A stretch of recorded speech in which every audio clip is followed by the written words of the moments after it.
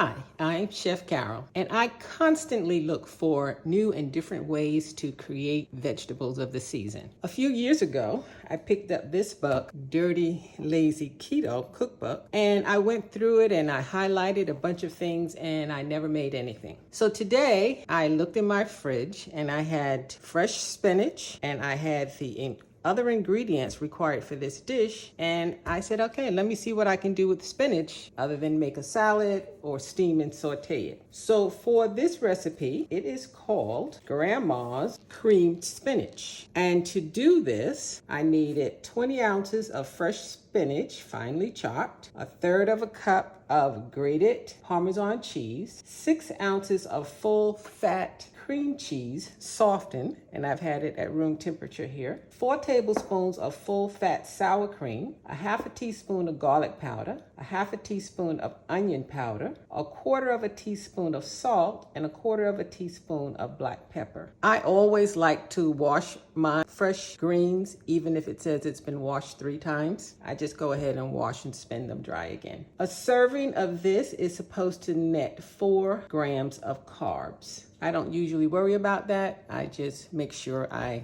use a serving size. Now to do this, I'm going to take this non-stick saucepan here. I'm going to put the spinach in and cook it for 3 to 5 minutes until it's wilted. And then I'm going to add these remaining ingredients. What I'm going to do with them first is blend them.